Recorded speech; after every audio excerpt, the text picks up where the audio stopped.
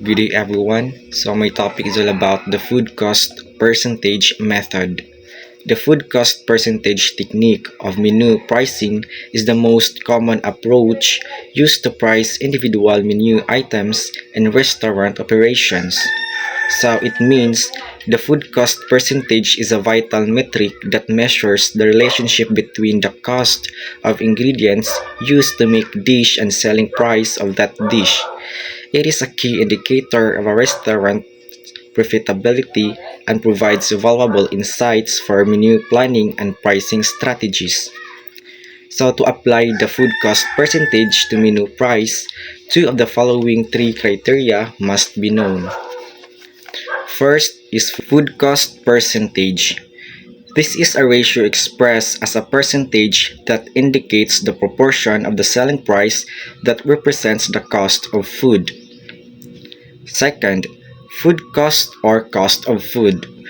This represents the direct cost of all ingredients used to prepare a specific menu item. It includes the cost of raw materials like produce, meat, and spices, as well as any pre-prepared ingredients. The last is selling price. This is the price at which menu item is offered to customers. Three pricing formulas are used in the food cost percentage method, one for each unknown element. The following are the formulas and their abbreviations. First, food cost divided by food cost percentage equals selling price. Second, food cost divided by selling price equals food cost percentage. The third is selling price times food cost percentage equals food cost. The formula can be used to price catering menus in a variety of ways. Example, you are preparing a catering menu for an event and want to price a dish that costs $6 to make. Your target food cost percentage is 30%. The new selling price can be computed by dividing the food cost by food cost percentage. So, ang atong food cost is $6 and atong food cost percentage is 30%. So, $6 divided by 30% equals $20. So the selling price of the dish should be $20. Second, you have a dish on your catering menu that sells for $18. The cost to make the dish is $5. What is the food cost percentage? So ang atong food cost is $5. Then ang atong selling price is $18. So $5 divided by $18 equals 28%. So our food cost percentage for this dish is 28%. Third example, the customer has requested a $20 per person catering menu. The selling price must result in a 35% food cost. According to management, to create a menu, you must first determine how much money you have available to spend on meals. By multiplying the selling price by the food cost percentage, the food cost may be computed. The actual food cost technique uses this formula to determine the food cost. So our selling price is $20 and our food cost percentage is 35%. So $20 times 35% is $7. So our food cost is $7.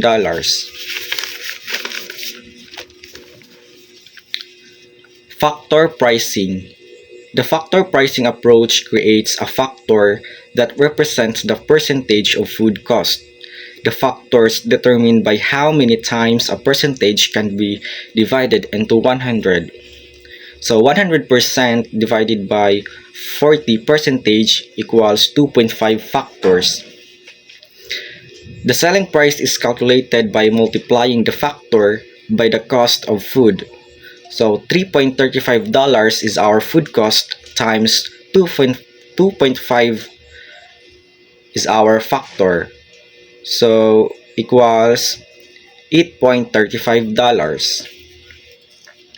To quickly calculate selling prices, management might utilize the factors for the most often used food cost percentage in their organization.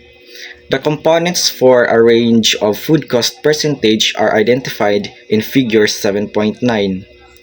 So this is the factor or food cost percentage table. Maintaining food cost percentage. At the turn of the 21st century, the food service business is fiercely competitive. Market pressures are increasing on a daily basis as the catering industry expands. In order to increase their income share, restaurants are participating in home delivery programs as well as offering private events and outside catering services to their clients. So it means the food service industry at the turn of the 21st century has become a highly competitive landscape, driven by expanding consumer choices and innovative business models.